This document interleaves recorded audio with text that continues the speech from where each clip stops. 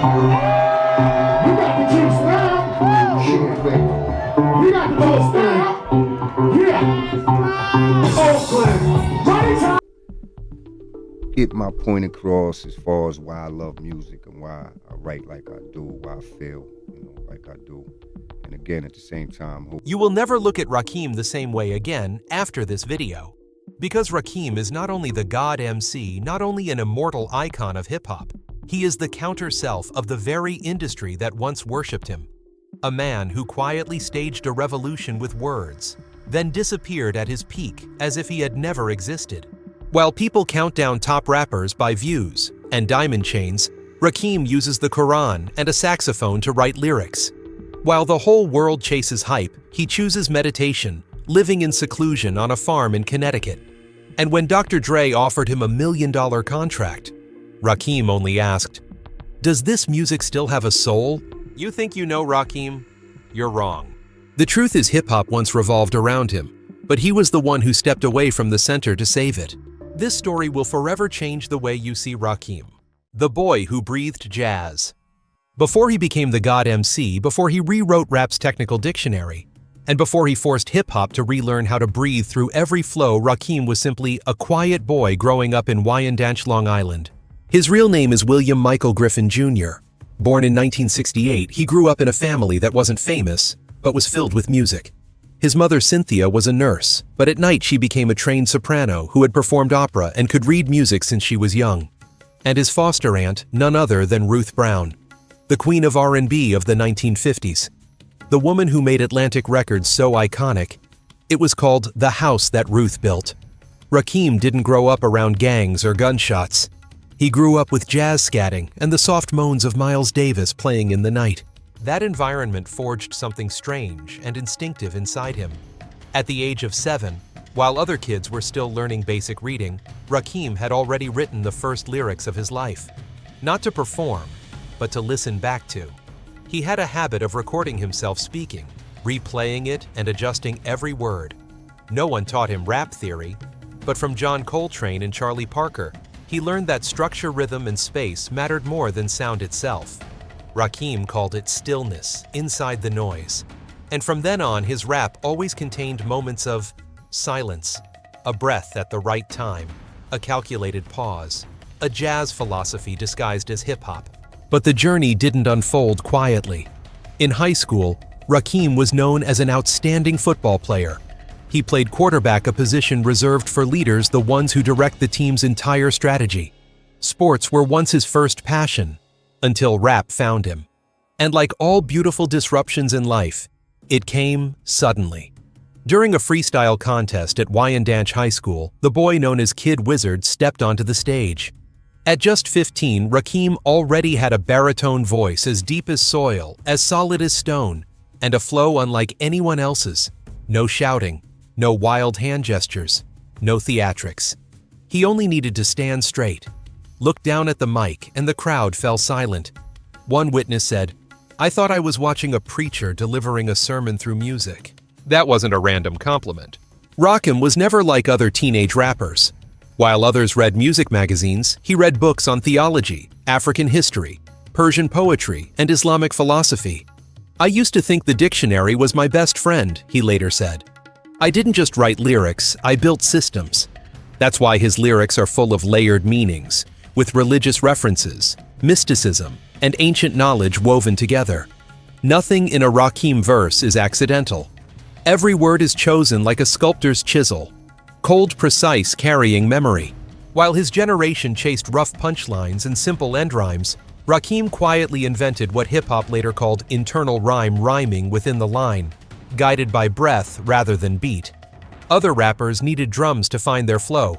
Rakim heard flow inside himself. "I breathe like rap, like breath," he once said. And indeed, his technique would influence nearly every major rapper of the next 2 decades. From Nas to Eminem, from J. Cole to Joey Beta, all of them called Rakim a foundation.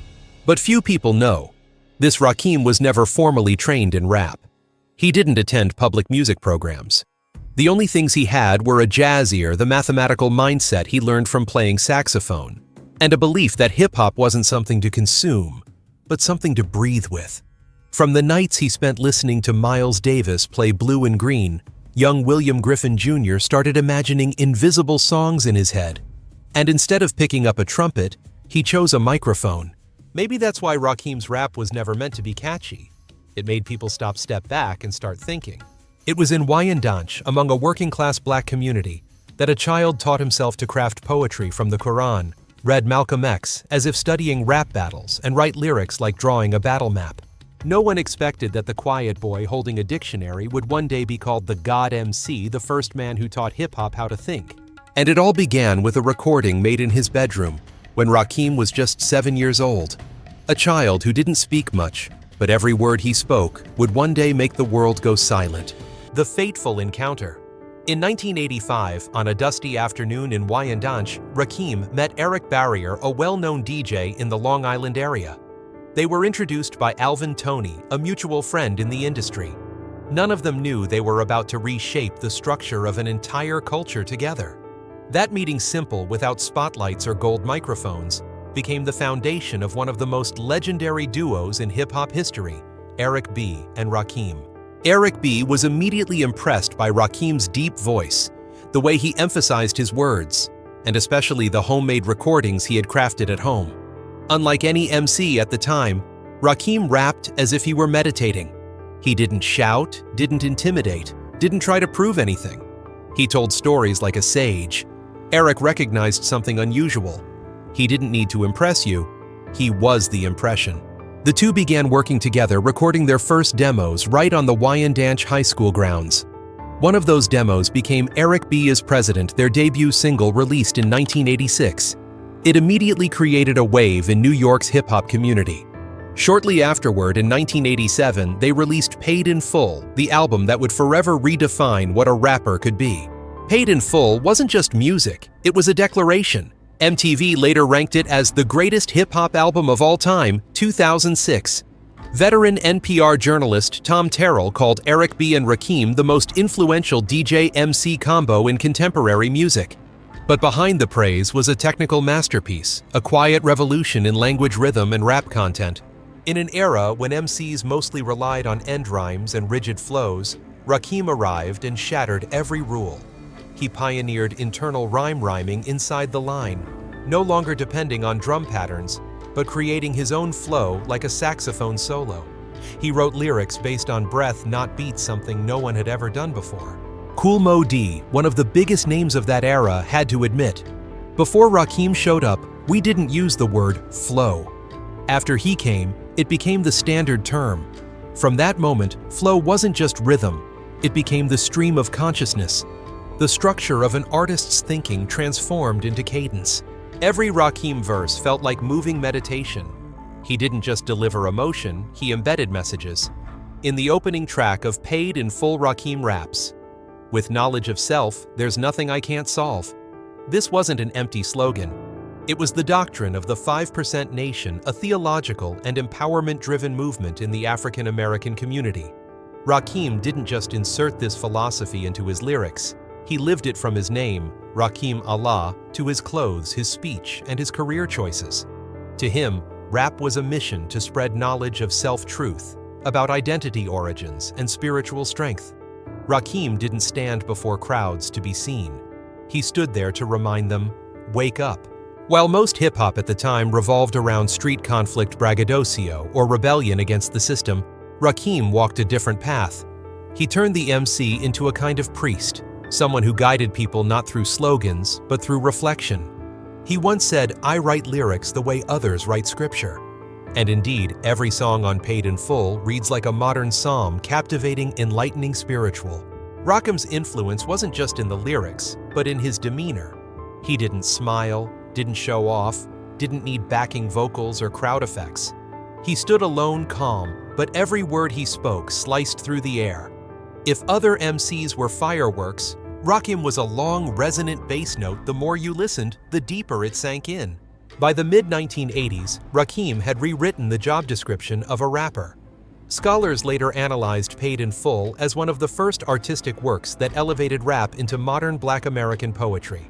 A study from Cornell University described the cadence flow, subject matter, stage presence, and innovative rhyming techniques of Eric B. and Rakim completely transformed the essence of an MC.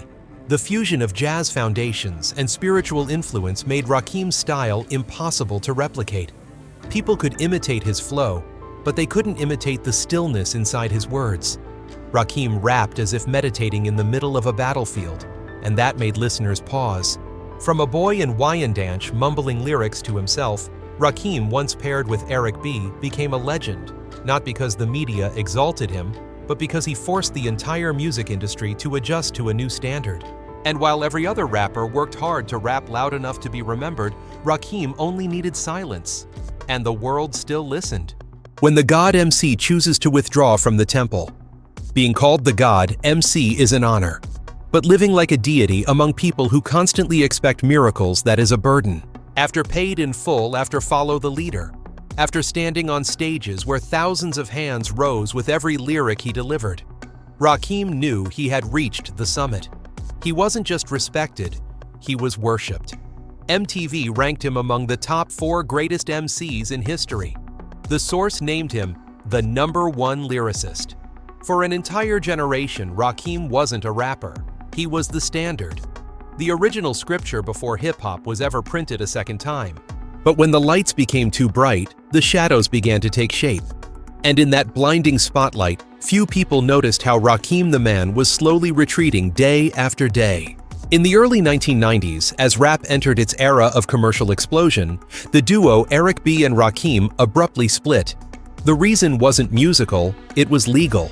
Disputes over ownership recording contracts and the confusion between artistic creation and commercial machinery made it impossible for the two to continue. It was the first major shock of Rakim's career. A man who had only ever dealt with rhymes suddenly had to learn to read contracts, negotiate royalties, and face lawyers who didn't listen to rap, only counted money. And Rakim went silent. No press releases, no farewell album. He disappeared. Because for someone like Rakim, when things fall out of his control, he chooses to withdraw. It wasn't until 1997, nearly 8 years after the legendary Let the Rhythm Hit 'Em, that Rakim returned.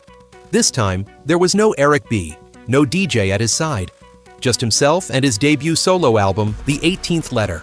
The title was No Coincidence. R is the 18th letter of the alphabet, Rakim's way of declaring, I'm still here, and I'm still me. The album debuted at number 4 on the Billboard charts. It went platinum. But behind that comeback was a different Rakim, no longer proud and towering, but darker, more introspective. Each track revealed fragments of a man who had once been swallowed by the showbiz machine, then carved himself out of it just to survive. 2 years later came The Master, an album praised by critics, but whose sales stalled. Hip-hop at the time was chasing speed club beats and loud slogan-like rap. Rakim still kept the tempo of Breath. And Breath, of course, could not compete with camera flashes. But the biggest fracture came in 2000. Rakim signed with Aftermath Entertainment, the empire led by Dr. Dre. This was the moment Dre stood at his peak after the success of Eminem and the album 2001. The entire rap world moved in Dre's direction, and his signing of Rakim was historic, a handshake fans had dreamed about for years. The God MC over Dre's beats, unthinkable. The project was titled Oh My God. It never materialized. After 3 years of tug-of-war between the gangsta-driven production Dre offered and the spiritually conscious lyrics, Rakim wrote the two parted ways. No conflict, just a clash of philosophies. Rakim was blunt. I wanted to write about truth. Dre wanted to write about street wars. I wanted rap to awaken people. He wanted rap to set the club on fire. We couldn't align. And Rakim chose silence once more. He didn't go on stage. He didn't appear at the MTV Awards. He didn't join Eminem on tour. No mixtapes, no drama, no diss tracks. He simply vanished. By then, Rakim was nearing 40. While his peers were either gone or chasing new trends, he chose to move to a small farm in Connecticut. No paparazzi, no commercial deals. Just time, a pen, and the Quran he read every morning. 10 years without releasing a single album. 10 years for society to forget that once there was a rapper who didn't talk about gangs, didn't use profanity, didn't need an empire behind him, yet still made the entire industry pause to listen to him breathe. Then in 2009, another door opened. Rakim returned with The Seventh Seal, an album named after the Bible, written on the farm where he lived in seclusion, and released without any grand promotional campaign. It was the call of a man who no longer cared about eras. It didn't follow trends, it was a final declaration. The seventh seal didn't make a big commercial splash, but it marked something only very few artists have ever achieved. Rakim stepped away from the spotlight and returned without losing the soul he began with. Behind the title, God MC was a man who had almost been devoured by that very title. A man who turned down million-dollar deals just to protect a lyric no one understood yet. A man who preferred to live in the woods rather than release a song that betrayed his philosophy. And in those years of silence, Rakim achieved his greatest feat, proving that a true MC doesn't need a stage-only conviction. Because greatness doesn't lie in applause, but in the quiet that follows when people still remember you by your real name. Rakim. When an MC becomes a messenger. If Paid in Full was a musical manifesto, then Rakim's entire career is a scripture. For many rappers, lyrics are a place to display ego. For Rakim, they are a place to engrave the soul. In the mid-1980s, when the rap world was caught in a race of who's harder and who's realer, Rakim stepped into the opposite lane, an inward journey. He joined the 5% nation of gods and earths, a theological offshoot born from the belief that 5% of humanity are God's enlightened beings, responsible for awakening the rest. From that moment, William Michael Griffin Jr. became Rakim Allah, not just a stage name, but a declaration. I am the divinity that represents my own consciousness. Choosing Allah as a surname wasn't a branding tactic. It was a vow, a commitment to live and create music guided by inner light. Rakim once said, "I don't rap to sell records. I rap to awaken." To him, the mic wasn't a weapon, it was a meditation pillar. Every lyric was a step on his spiritual path. And you can see this clearly in The Seventh Seal, the album marking his return after nearly a decade of silence. Its title, taken from the Bible, refers to the 7 seals broken in the Book of Revelation, the unfolding of disasters, chaos, war, and judgment upon humanity. Rakim chose that symbol as a metaphor. Hip-hop is in its end times, and I have returned to breathe fire from the ashes. In a rare interview, he shared Islam, Judaism, Christianity all have an image of the end of days. I wanted to gather all the good souls left, breathe faith into them, and rebuild the kingdom of hip-hop from dust. Sounds prophetic. Because Rakim was no longer just a rapper. He had become a fusion of faith and music. He brought theology, Eastern philosophy, Persian poetry, Malcolm X's ideology, and the logical structure of mathematics into rhythm. No rapper before him had ever defined cadence by heartbeat or patterns by brainwaves the way Rakim did. And no rapper lived like Rakim. After withdrawing from showbiz, he didn't shift into acting, didn't start a fashion brand, didn't run a podcast.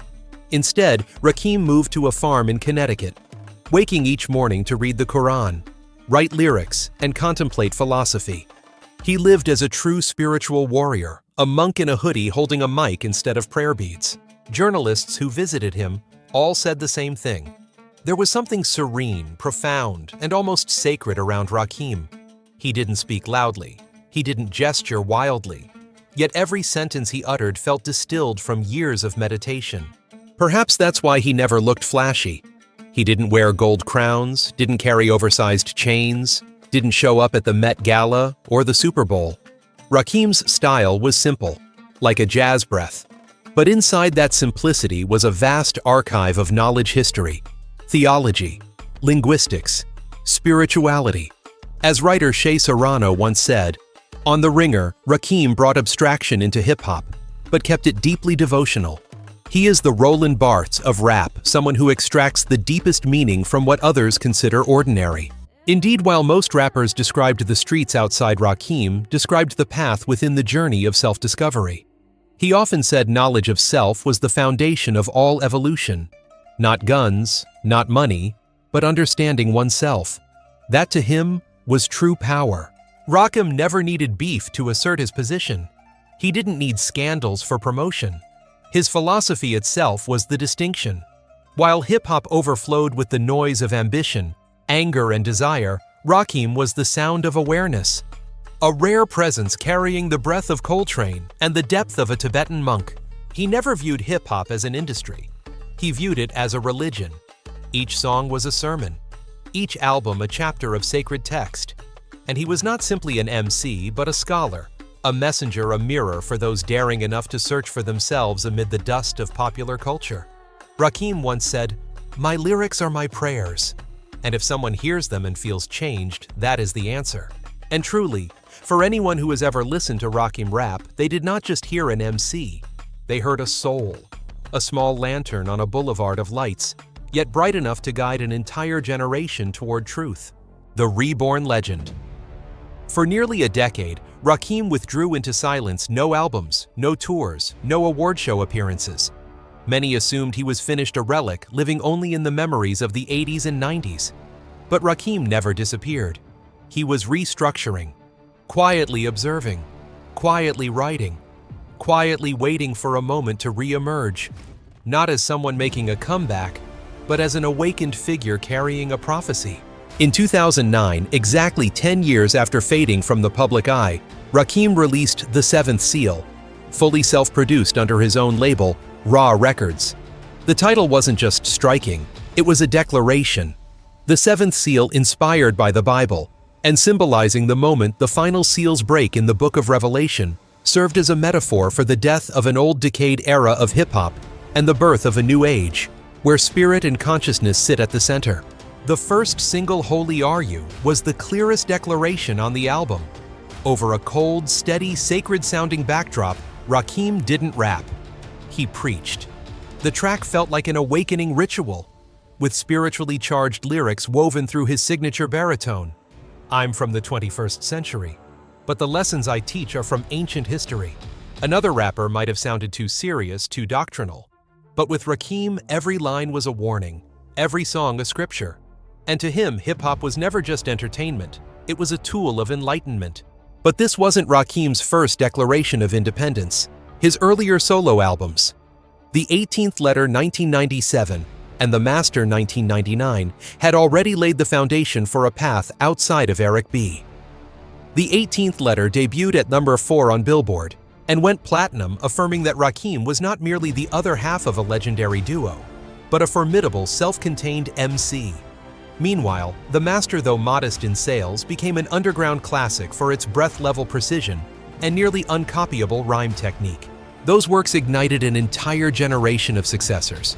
Nas once said, "I didn't know a person could rap like that until I heard Rakim." Eminem admitted, "I learned how to turn every word into a weapon thanks to Rakim." Jay-Z, Kendrick, Lamar J. Cole, Joey Bada. Their styles differ, but all carry traces of Rakim, from sharp internal rhymes to the reflective spirit embedded in their lyrics. It's no surprise that academia began recognizing Rakim as a cultural figure. The Peabody Institute's journal praised him as one of the most influential MCs of all time, emphasizing that his writing was intellectual, distinct, and always oriented toward the essence of human nature. For Rakim, lyrics weren't rhymes, they were vessels connecting listeners to their deepest selves. That's why his return wasn't just a comeback, it was a ritual of rebirth. Rakim's return was marked by spiritual clarity, no chasing trends, no attempts to blend into the new wave. Instead, he carved out an independent realm where rap wasn't for entertainment, but for orientation. He turned each album into a spiritual handbook, each track into a lesson of knowledge of self. And he became the person who brought rap from the edges of the streets into the sanctuary of consciousness. Rakim's legacy lies not only in technique, but in vision. He didn't just teach how to rhyme, he taught how to live among crowds without losing spiritual roots. In an era where noise often prevails, Rakim proved the opposite. Sometimes silence echoes the farthest. With The Seventh Seal, he didn't just release an album, he ended all doubt and opened a new chapter where rap becomes philosophy, where the MC becomes a sage, and where words, when spoken by Rakim, are not just music, but light. The sage of hip-hop. When most middle-aged rappers return to Old Glory relaunch tours, appear on podcasts, or partner with brands, Rakim walks the opposite direction, into a place without spotlights, but filled with inner light. In his 50s, Rakim is no longer just a rapper. He is a cultural archetype, a contemporary sage, wearing a hoodie and an old pair of Air Force Ones. His tone remains warm, his pauses still precise, but what he conveys now is no longer technique, it is spirit. This was most evident in May 2025. Rakim became the first rapper in history to receive the George Peabody Medal, a prestigious award from the Johns Hopkins Peabody Conservatory, honoring profound contributions to art and humanity. At the grand commencement ceremony, he wasn't just an honored guest, he was the keynote speaker representing a generation once undervalued, but responsible for lifting hip-hop to unprecedented heights. At the podium, he didn't speak of glory, he spoke of truth. Music is a tool, Rakim said, a tool to illuminate the inner self, to convey the depth of thought, and to free the spirit from within. I'm only the one holding the lamp, the real light is within you. No gold microphone, no slogans, only stillness and the language of the soul. Rakim's story, from a prodigious Long Island MC to a spiritual speaker in Peabody's historic hall, is a metaphysical journey rarely seen in hip-hop. He once embodied the God MC, the figure who ruled through technique and word. But in middle age, he has become the silent prophet. A prophet without theatrics, teaching through presence and quietly radiating meaning. Even the media acknowledges it. Rakim has redefined the role of a rapper in society. Not merely an artist, but a keeper of cultural soul. An eternal citizen of Black identity, intellectual freedom, and the belief that music can transform people from the inside out. What makes Rakim different is not only his skill, but his philosophy. In an age when loudness earns more streams than stillness, he chooses the quiet path. In an era when lyrics are diluted by speed and trends, he selects each word like filtering pure water from a dusty desert. While many rappers boast about money power achievements, Rakim whispers, "True freedom isn't what you own, it's who you are when you have nothing." Perhaps that is why the next generation bows to him with reverence. Nas calls him the second father of lyricism. Eminem describes him as the technical compass of his entire career. Kendrick Lamar invokes Rakim's name whenever he speaks of sacred inspiration. J. Cole Joey, Bada, Lupe Fiasco all carry fragments of his spiritual legacy rap, not only as storytelling but as salvation. From Paid in Full to The Seventh Seal, to his cultural addresses, Rakim has quietly constructed a moral architecture for hip-hop, where knowledge of self-philosophical depth and inner freedom form the pillars. He never built a digital empire, never founded a fashion brand, never launched an online rap school. Instead, he left something far more valuable, a spiritual map for those who enter hip-hop with a heart rather than ambition. And perhaps Rakim never wanted to be remembered as a legend. He simply wanted to be remembered as a man who lived true to his essence, writing lyrics as scripture, living each moment as if it were the only way to understand himself. In a world where everything can be replicated, Rakim remains the one thing that cannot. He is proof that rap can be philosophy, purification, redemption. He is the voice for those seeking themselves amid chaos. And above all, he is the embodiment of a simple yet profound truth. The ocean of truth does not lie outside. It lies within each person. And music is listening. Rakim has done that, and now it is our turn to listen. All data, analysis, and commentary in this video are presented based on information available at the time of production. The content is subject to change over time and should not be considered a definitive forecast. There is still so much more to explore: stories of resilience, legacy, and truth. Feel free to dive into some of our top recommended videos now appearing on your screen.